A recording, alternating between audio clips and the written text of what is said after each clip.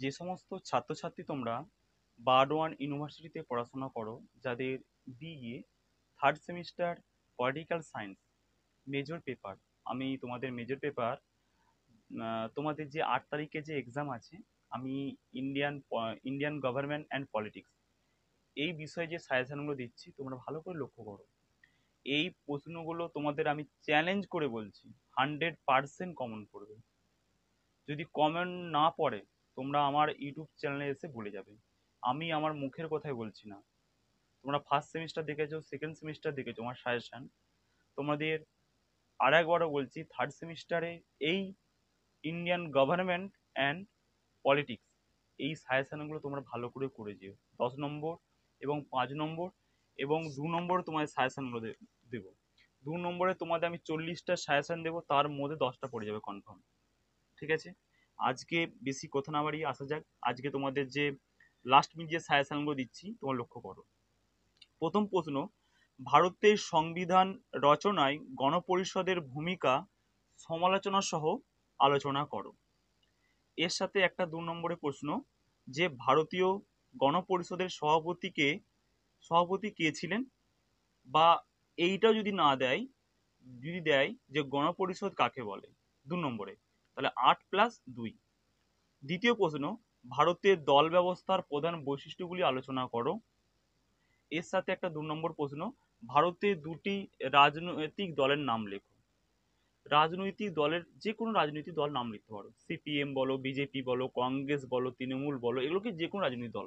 যদি উল্লেখ করে দেয় ভারতের দুটি রাজনৈতিক দলের নাম কি, বা সরি, ভারতের দুটি জাতীয় দলের নাম কি। জাতীয় দল শুধুমাত্র কি কংগ্রেস, বিজেপি, এরা জাতীয় দল, কিন্তু তৃণমূল, সিপিএম এরা কিন্তু জাতীয় দল নয়, এরা হচ্ছে একটা আঞ্চলিক দল। যদি পরীক্ষায় এরকম দেয় যে পশ্চিমবঙ্গে দুটি আঞ্চলিক দলের নাম লেখো, তখন কি হবে? পশ্চিমবঙ্গে দুটি আঞ্চলিক দল হচ্ছে সিপিএম, তৃণমূল, এগুলো হচ্ছে আঞ্চলিক দল। বুঝতে পেরেছো? নেক্সট প্রশ্ন, ভারতের নির্বাচন কমিশনের ক্ষমতা ও কার্যাবলী আলোচনা করো। ঠিক আছে, এর সাথে একটা 2 নম্বরে প্রশ্ন করবে, ভারতের বর্তমান মুখ্য নির্বাচন কমিশনার নাম কি। ভারতের বর্তমান মুখ্য নির্বাচন কমিশনের নাম কি বর্তমান, বা এইটাও দিতে পারে ভারতের ভারতের মুখ্য নির্বাচন কমিশনারকে কে নিয়োগ করেন। নেক্সট প্রশ্ন, ভারতের ধর্মাধিকরণ বললো বা সুপ্রিম কোর্ট, ওই যেই ধর্মাধিকরণ বা সেই সুপ্রিম কোর্ট, ভারতের ধর্মাধিকরণ বা সুপ্রিম কোর্টের ক্ষমতা ও কার্যাবলী আলোচনা করো। ঠিক আছে, এর সাথে লিখো সুপ্রিম কোর্টের যে বিচারপতি হতে গেলে কি কি যোগ্যতা থাকা দরকার, কি কি এলিজিবল থাকা দরকার।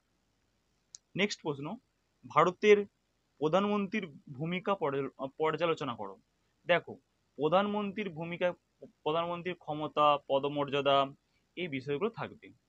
ঠিক আছে, তারপরে কি সাধারণ নির্বাচনের পর ভারতের প্রথম ও দ্বিতীয় কার্যকালের প্রধানমন্ত্রী কে ছিলেন। যখন প্রথম ভারত স্বাধীনতা হওয়ার পর যে প্রথম নির্বাচন হয়েছিল, প্রথম তো জওহরলাল নেহেরু আমাদের যে প্রধানমন্ত্রী হয়েছিল, সেরকম প্রথম ও দ্বিতীয় কার্যকালে প্রধানমন্ত্রী কে কে ছিলেন। প্রথম একটা জন 5 বছর করে তো স্থায়িত্বকাল, 5 বছর করে কে কে ছিলেন। নেক্সট হচ্ছে শেষ প্রশ্ন 10 নম্বরে, ভারতীয় প্রজাতন্ত্রে রাষ্ট্রপতির ক্ষমতা ও কার্যাবলী আলোচনা করো। এর সাথে একটা 2 নম্বর প্রশ্ন করবে, ভারতের প্রথম ও বর্তমান রাষ্ট্রপতির নাম কি। দেখো, রাষ্ট্রপতি যে তোমরা ক্ষমতায়ন কার্যাবলী করছো, এমন হতে পারে 5 নম্বরে একটা প্রশ্ন দিতে পারে। কিরকম দেখো, প্রশ্নটা হচ্ছে ভারতের রাষ্ট্রপতির কাদের দ্বারা নির্বাচিত হয়। ভারতের রাষ্ট্রপতি হচ্ছে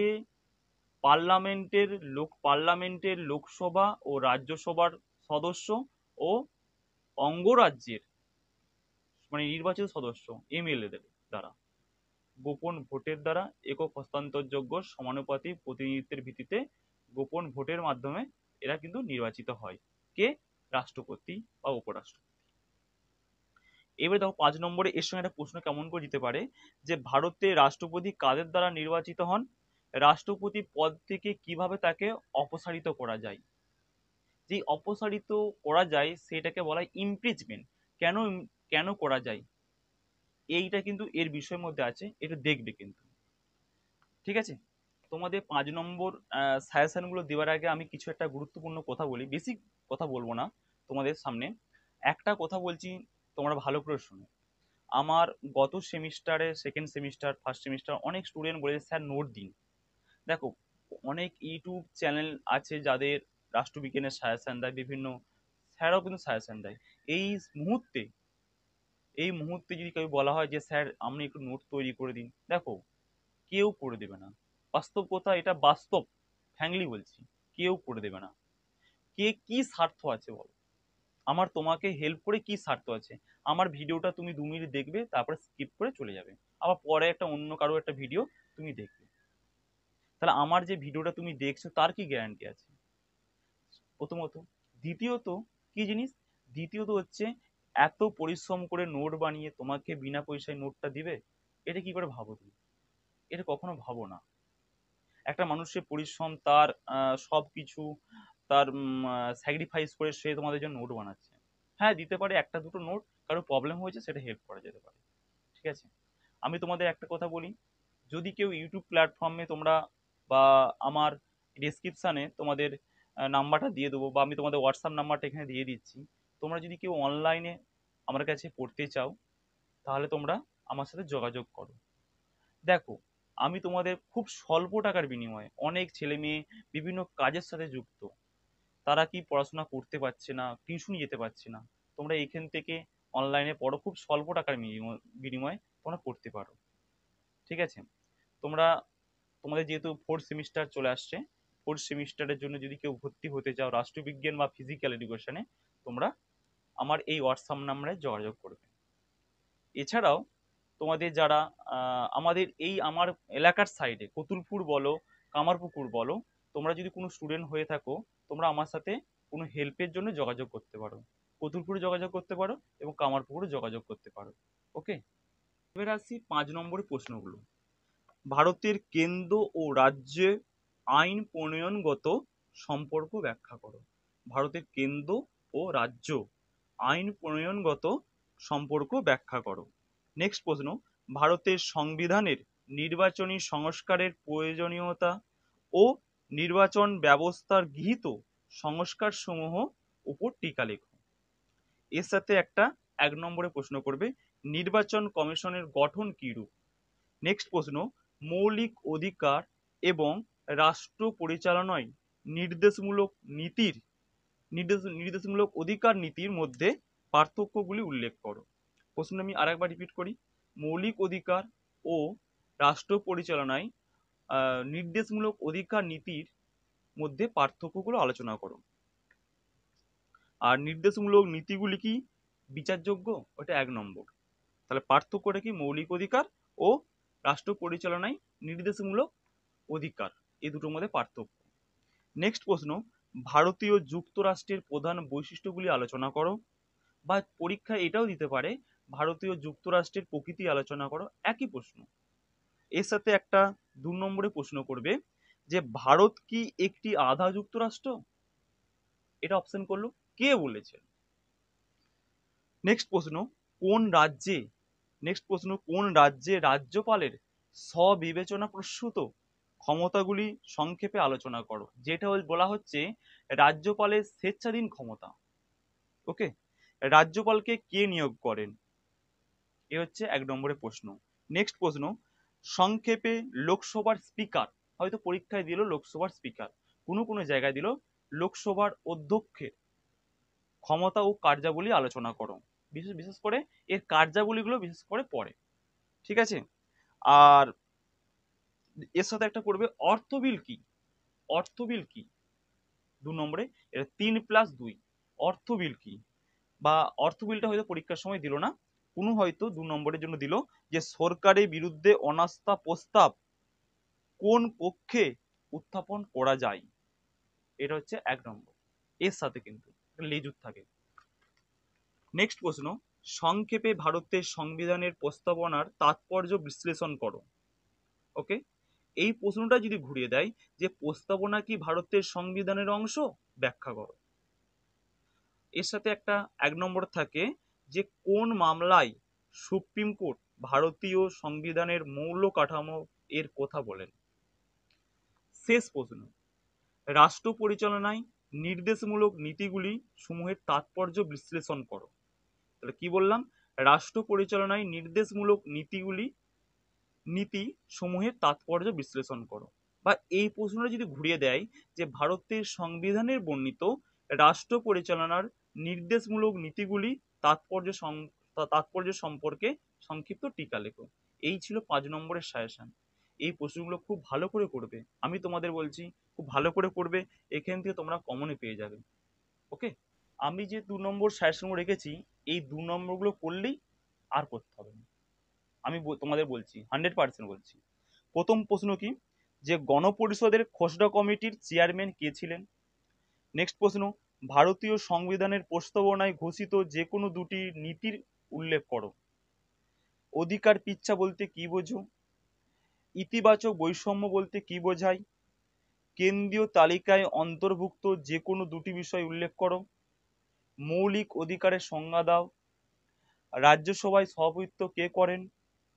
ভারতের নির্বাচন কমিশনে কতজন সদস্য আছেন?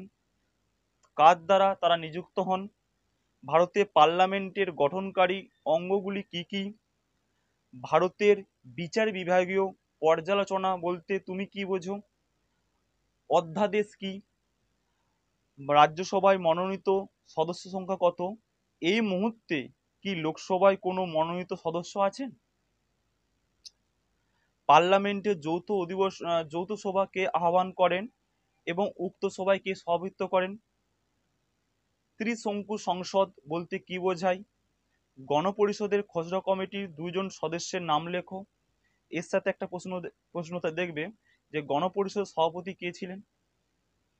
নেক্সট প্রশ্ন, ভারতীয় সংবিধানের প্রস্তাবনায় ঘোষিত যে কোনো দুটি গুরুত্বপূর্ণ নীতির উল্লেখ করো। মূল সংবিধানের কতগুলি ধারা ও তফসিল ছিল? মৌলিক অধিকার বলতে কি বোঝায়? ভারতীয় সংবিধানে কোন ধারায় নাগরিকদের মৌলিক কর্তব্যের উল্লেখ আছে? সংবিধানে কোন ধারায় মৌলিক অধিকারগুলি সংরক্ষিত রয়েছে? কোন মৌলিক অধিকারকে বি আর আম্বেদকর সংবিধানের আত্মা ও হৃদয় বলে অভিহিত করেছেন? রাজ্য তালিকায় বর্তমানে কয়টি বিষয় আছে? যুগ্ম তালিকায় যে কোনো দুটি বিষয় উল্লেখ করো। রাজ্যসভা ও লোকসভায় মনোনীত সদস্য সংখ্যা কত? এর সাথে একটা প্রশ্ন, এটা একটা প্রশ্ন, ভারতের সংসদের গঠনকারী অংশগুলি কি কি? সংসদের যুগ্ম অধিবেশন কে আহ্বান করেন এবং ওই অধিবেশনে কে সভাপতিত্ব করেন? একটি বিধানসভার জন্য ভারতের সংবিধান কর্তৃক নির্দিষ্ট সর্বোচ্চ ও সর্বনিম্ন সদস্য সংখ্যা কত? ভারতের প্রধানমন্ত্রীকে কিভাবে তার পদ থেকে অপসারণ করা যায়? সুপ্রিম কোর্টের মূল এলাকা বলতে কি বোঝো? ভারতের দুটি কেন্দ্রশাসিত অঞ্চলের নাম লেখো। পরীক্ষায় কেন্দ্রশাসিত অঞ্চল নাম লেখো, বা এইভাবে প্রশ্ন যদি দেয় যে ভারতের কতগুলি রাজ্য ও কেন্দ্রশাসিত অঞ্চল আছে, তোমরা এগুলো করলেই দুটো করে বলতে পারবে কটা রাজ্য আছে কটা কেন্দ্রশাসিত অঞ্চল আছে।